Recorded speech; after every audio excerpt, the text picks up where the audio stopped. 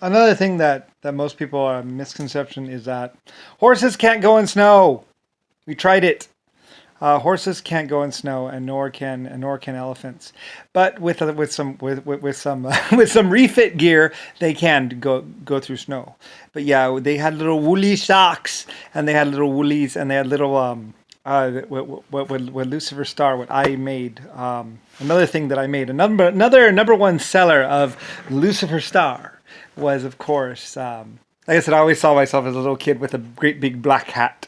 I'm like, well, I'm Lucifer Star as a child. Anyway, though, but I am Lucifer Star, and though one of the products we made, of course, was horse refit gear to refit your horse for snow, because snow is very dangerous and very hard to go in.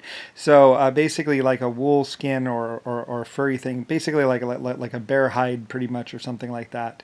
We also had other things that were made out of other materials, but basically like cotton and stuff like that. But basically like a cotton drab thing that would pretty much drape over the horse's legs and also drape over the thing, or just a big blanket basically, that would basically drape over. You know how they ride in England, those big rounded curve thing. It's like a big blanket that basically, because you can't actually strap it to the feet or anything like that. So getting it to cover the feet and not get in the way of the horse's hooves.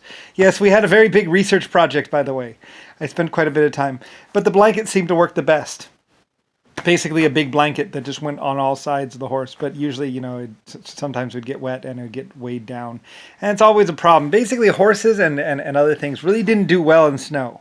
They never did well in snow because eventually the blanket would, because the horse would heat.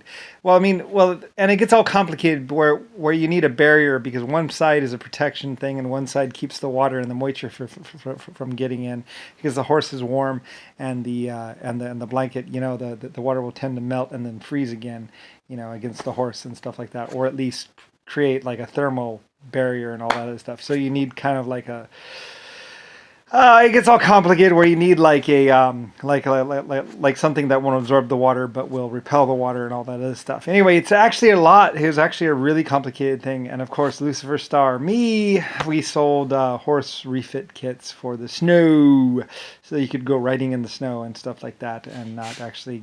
And your horse wouldn't freeze in the snow. We also made them for elephants as well, by the way. So, and another very big thing of mine, basically, was my horse snow kit, or my elephant snow kit.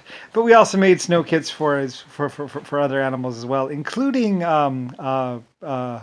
bulls and also cows, kind of thing. Different sizes, about 3 different sizes to be exact. So your animals could be out in the snow or cold weather. Cold weather refit kits. But yes, it was true. Lucifer Star, well, I was a maker of everything, of course. And later on, I was very happy to be like, well, I make everything. Yeah, we make everything and all that. And I don't like to be seen as a gay guy or anything else like that. It's like, well, I mean, I used to be about 3 foot tall or 4 foot tall, but basically, yes. And that's why they called me Napoleon, or the Kid, because I was a small, childlike person. And basically a very good inventor, though. Anyway, though, but I am Lucifer Star, of course. And also my home name is Brian. So anyway, yes. We did all kinds of things. But anyway, oh, well, Anyway, but then, of course, as you know, Rodney would get in my face and be like, you're not going to win. You're not going to win. Blah, blah, blah. Oh, it was so annoying. And I don't know how many thousands of years of that, or at least a long time of that, and finally I broke free, and now I'm with you, and I can make these videos telling you who I truly was, and all my products that I made, including saddles, bags, and of course gun holsters as well, because I wanted holsters or coverings for my guns. Where are you going to put it exactly? You're going to put it in your pocket? What are you going to do with it?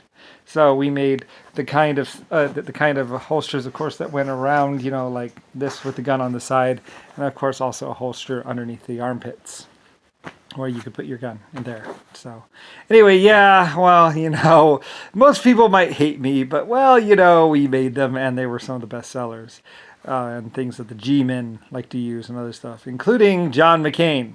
which wore a set of guns underneath his armpits for quite a few years until he was about 50 years old. So those leather straps, that hold the guns on either side, and also one on the side, or two on the side, with bullets and all that other stuff. So anyway, yeah, basically that's the way of it. What's it called? And by the way, having your fly undone and being able to see your underwear was actually in the past, this look right here of basically the fly unzipped and your underwear sticking out. That was actually a fad at one point in time. Like, people actually started wearing their pants like that. I don't know why. They just did. I guess so you can see the underwear inside or something. I don't know. But anyway, yeah, that was actually a thing back in the past where people were actually wearing their flies unzipped with their underwear out, poking out. And that's just something that they did. So I don't know, somewhere around 1920, 1930, somewhere around like that. But believe it or not, it was actually a style. Anyway, whatever. So just so you know. I guess maybe it was saying you're ready for sex. Anyway, there's lots of weird things about the past that I know, that I saw. Anyway, though, whatever. Have a nice life, have a nice existence, and all that. I'm just Lucifer Star.